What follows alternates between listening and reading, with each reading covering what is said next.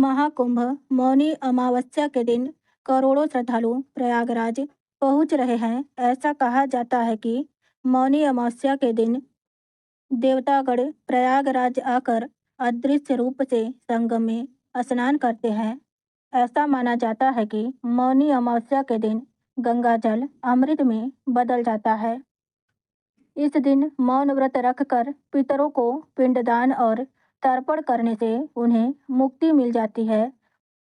पौराणिक कथाओं के अनुसार मौनी अमावस्या के दिन मनु ऋषि का जन्म हुआ था। इस दिन मौन व्रत कर श्रीहरि भगवान विष्णु की पूजा अर्चना करने से मुनि पद की प्राप्ति होती है।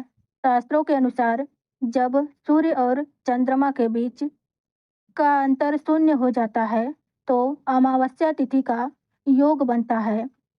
धार्मिक मान्यताओं के अनुसार अमावस्या की तिथि भगवान विष्णु को अत्यंत प्रिय है।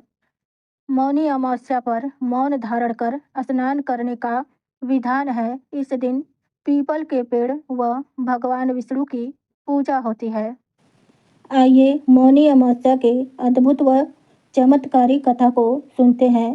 कांचीपुरी में एक ब्राह्मण अपनी पत्नी धनवती व 7 बेटों और बेटी गुणवती के साथ रहा करता था। उस ब्राह्मण का नाम देवस्वामी था। देवस्वामी के 7 बेटों का विवाह हो गया था, लेकिन बेटी गुणवती अभी कुंवारी थी। इसलिए देवस्वामी ने अपने बड़े बेटे को गुणवती के लिए सुयोग्य वर ढूंढने का कार्य सौंपा।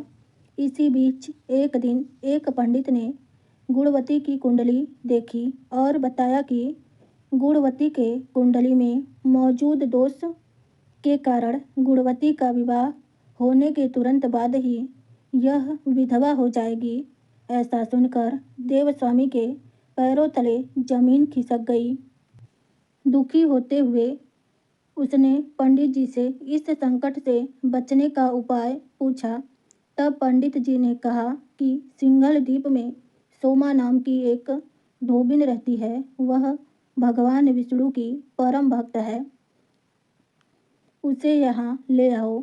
उसकी पूजा में इतनी शक्ति है कि वह गुणवती को विधवा होने से बचा सकती है। पंडित के कहने पर देवस्वामी का छोटा बेटा और गुणवती स्वयं सोमा को लाने चले गए। रास्ते में सागर पार करने के बाद थके हारे दोनों भाई बहन एक पेड़ के नीचे आराम करने लगे। उस पेड़ पर एक गिद्ध का घोंसला भी था। उस घोंसले में गिद्ध के बच्चे थे जो गुणवती और उसके भाई की बातों को सुन रहे थे। जब गिद्ध ने अपने बच्चों को खाना खिलाने की कोशिश की तो बच्चे खाना खाने से मना करते हुए बोले कि पहले इन इंसानों की मदद कीजिए, तभी हम खाना खाएंगे। अपने बच्चों की जिद मानकर उस गिद्ध ने गुणवती और उसके भाई को सिंघल द्वीप तक पहुंचा दिया, जहां धोबिन सोमा का घर था। अब दोनों भाई बहन सोमा को खुश करने का उपाय सोचने लगे।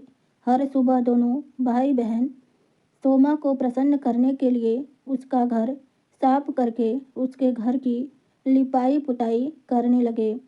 जब सोमा ने अपने बहुओं से इस बारे में पूछा तो उसकी बहुओं ने उससे झूठ बोला कि घर की साफ सफाई बहुएं स्वयं ही करती है। किंतु सोमा भी अत्यंत चतुर थी। उसने दूसरे दिन सुबह जल्दी उठकर गुणवती और उसके भाई को घर का काम करते हुए देख लिया। वह दोनों के काम से बहुत ही खुश हुई और सारी बात जानकर दोनों के साथ उनके गांव चलने के लिए तैयार हो गई। चलते समय सोमा ने अपने बहुओं से कहा, मेरे जाने के बाद यदि किसी की मृत्यु हो जाए तो उसका दाह संस्कार मत करना, मेरे आने का इंतजार करना। और फिर सोमा भाई बहन के साथ कांचीपुरी पहुंच गई। दूसरे दिन गुणवती के विवाह का कार्यक्रम तय हो गया। कुंडली दोष के कारण फेरे होते ही गुणवती का पति मर गया। सोमा ने तुरंत अपने सारे पुण्यों का फल गुणवती को दे दिया, जिससे उसका पति जीवित हो उठा। सोमा उन्हें आशीर्वाद देकर अपने घर चली गई। उधर गुणवती के पुण्य फल देने से उसके पति की मृत्यु हो गई। उस दिन मौनी अमावस्या का दिन था। सोमा ने पुनः पुण्य फल संचित करने के लिए पीपल के वृक्ष की छाया में विष्णु जी का पूजन कर 108 परिक्रमा की, जिससे उसका पति पुनः जीवित हो उठा। इस प्रकार सोमा के निस्वार्थ भक्ति का फल प्राप्त हुआ। जैसे भगवान विष्णु ने गुणवती और सोमा का कल्याण किया, वैसे ही हम सब पर भगवान विष्णु की कृपा बनी रहे। राधे राधे।